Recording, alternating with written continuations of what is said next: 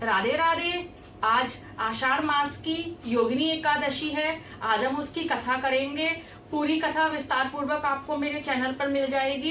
कथा सुनने के लिए मेरे चैनल पे जाएं, वीडियो को लाइक करें, चैनल को सब्सक्राइब करें। राधे राधे। योगिनी एकादशी आषाढ़ मास के कृष्ण पक्ष की इस एकादशी को भगवान नारायण की पूजा आराधना की जाती है।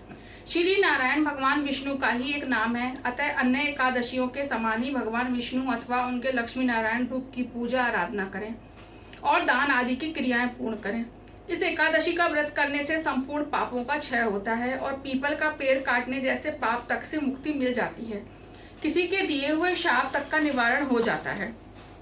योगिनी एकादशी का व्रत करने से इस व्रत को करने वाला इस लोक में सभी सुखों को भोगकर अंत में मोक्ष को प्राप्त कर हरि चरणों में निवास प्राप्त करता है, ऐसा शास्त्रों में कथन है।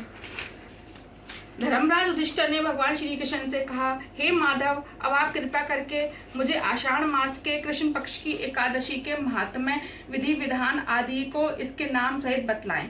इससे आगामी पीढ़ियां इस एकादशी के बारे में शास्त्र सम्मत जानकारियां प्राप्त कर सकेंगी।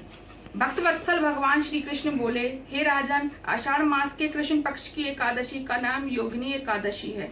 समस्त पापों को क्षय करने वाला, इस लोक में सभी सुखों और अंत में मोक्षदायक है इस एकादशी का व्रत। योगिनी एकादशी का व्रत करने से देवताओं के दिए गए शाप तक से मुक्ति प्राप्त हो जाती है। पुराणों में वर्णित एक कथा मैं आपको सुनाता हूँ, आप उसे ध्यान पूर्वक सुनिए। स्वर्गलोक में इंद्र की अलकापुरी नामक अत्यंत भव्य और रमणीय नगरी है। इसमें यक्षों का राजा कुबेर एक भव्य भवन में रहता था। कुबेर प्रबल शिव भक्त था और प्रतिदिन प्रातःकाल शिव जी की पूजा आराधना किया करता था। हेम नामक एक माली प्रतिदिन पूजा के लिए मानसरोवर से फूल लाकर कुबेर के यहाँ पहुंचाया करता था। हेममाली की पत्नी का नाम विशालाक्षी था। अप्सराओं के समान सुंदर, अत्यंत गुणवती और महान पतिव्रता थी हेममाली की पत्नी विशालाक्षी। हेममाली अर्धरात्रि में फूल लेने मानसरोवर जाता और सुबह वहां से फूल लाकर राजा कुबेर के यहाँ पहुंचाता। एक दिन वह मानसरोवर से पुष्प ले आया, परंतु कामातुर होने के कारण मार्ग में ही अपने घर रुक गया और पत्नी के साथ हास्य विनोद और रमण करने में तल्लीन हो गया। जब दोपहर तक कुबेर के पास पूजा के लिए फूल नहीं पहुंचे तो कुबेर ने अपने सेवकों को कारण पता करने के लिए हेममाली के घर भेजा। सेवकों ने राजा कुबेर को आकर बताया, वह पापी तो काम के वशीभूत होकर अपनी स्त्री से हास्य विनोद तथा रमण करने में लगा है। यह सुनकर कुबेर ने क्रोधित होकर हेममाली को बुलाकर लाने की आज्ञा दी। हेममाली भय से कांपता हुआ कुबेर के सामने उपस्थित हुआ। उसे देखकर क्रोध के मारे कुबेर के नेत्र लाल हो गए और फिर कहने लगा, अरे पापी नीच कामी, तूने मेरे पूजनीय ईश्वरों की भी ईश्वर श्री शिव जी महाराज का अनादर किया है, इसलिए मैं तुझको शाप देता हूँ कि तू स्त्री का वियोग सहेगा और मृत्यु लोक में जाकर कौड़ी होगा। कुबेर के शाप के कारण वह माली स्वर्ग से पृथ्वी पर जा गिरा और उसी क्षण कौड़ी हो गया। मृत्यु लोक में आकर हेममाली ने घोर कष्ट भोगे। भयानक जंगलों में बिना अन्न और जल के भटकता रहा। रात्रि को निद्रा भी नहीं आती थी, परंतु शिव जी की पूजा के प्रभाव से उसको पिछले जन्म की स्मृति का ज्ञान अवश्य रहा। घूमते घूमते एक दिन वह मार्कंडे ऋषि के आश्रम में पहुंचा।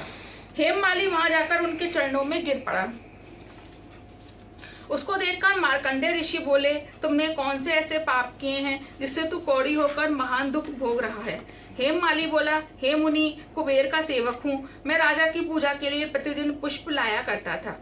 एक दिन अपनी स्त्री के साथ विहार करते करते देर हो गई और दोपहर तक पुष्प लेकर ना पहुंचा तो उन्होंने मुझको शाप दिया कि तू अपनी स्त्री का वियोग सहते हुए मृत्यु लोक में जाकर कौड़ी बनकर दुख भोग।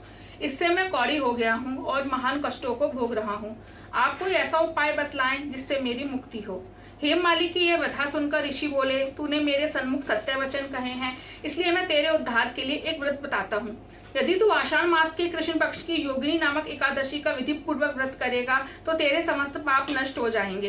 इस पर हेममाली बहुत प्रसन्न हुआ और मुनि के वचनों अनुसार योगिनी एकादशी का विधि पूर्वक व्रत किया, जिसके प्रभाव से वह फिर अपने पुराने रूप में आ गया और अलकापुरी पहुंचकर अपनी स्त्री के साथ आनंद पूर्वक रहने लगा।